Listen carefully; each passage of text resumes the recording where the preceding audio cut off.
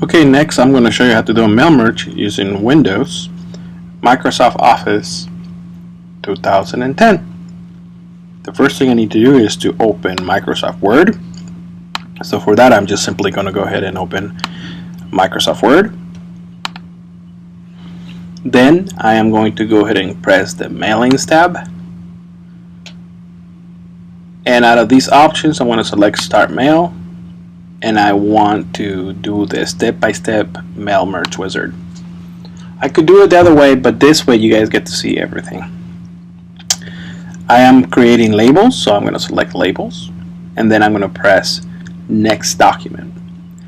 I'm going to make sure that I have the right label selected, so I'm going to select label options on the right hand side. And in here you can go ahead and change the different vendor. We usually use every US letter here where we work, so 5160 easy peel address labels should be okay. Click OK. Next we're going to press down here the link that says select recipients. We're going to browse because I already have on my desktop a file called data, which is an Excel file. I'm going to select it and click open. It shows me that sheet number 1 has data that I might want to use, and that the first row contains column headers. That's going to be useful because I will be able to do some filtering, and I'm also able to see what's underneath each header, and I can go ahead and sort them. I'm going to go ahead and click OK, so I want to bring all of them, and then click Next, Arrange Your Labels. I'm going to select Address Block since I labeled pretty standard my headings like first name, last name, address, etc. Automatically grabs those and puts them in the order that I need to. If I had named them differently, I would need to go to match fields and make sure the first name matched with first name if I had written it a little differently, or address 1 and address 2, etc. Okay, that seems like a good match. Adam Brown.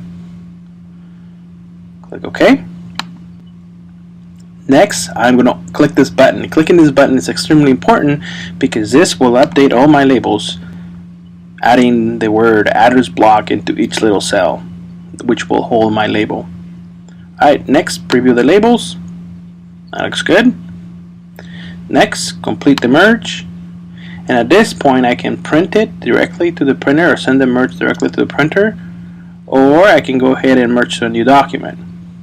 If I click print, at this time I would go ahead and select which records I want to print if I don't want to print all of them. If I click OK, it will go ahead and take me to the printer or printing dialog box. If you had a PDF printer, you can select it from here and create a PDF.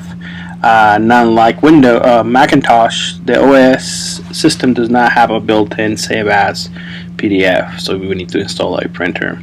That's another movie for another occasion. I'm going to press cancel here, and I'm going to click here where it says edit individual labels, which will create one document out of all the labels, just like this, 3 pages, and I can edit each single label if I needed to. And of course I would go ahead and save this document. As a default, it labels 1. If you wanted to save it differently, you would go File, Save As, and save it as a document you might want. I'm going to click Close, so I'm not going to save. I want you to note also that here you can always go back. You can select Previews and select Edit Recipient List, and at this point you can do filtering. If I want to go ahead and select only a certain state, say California, and I want to equal to California, type California, press OK, and my recipients have changed. Complete the merge,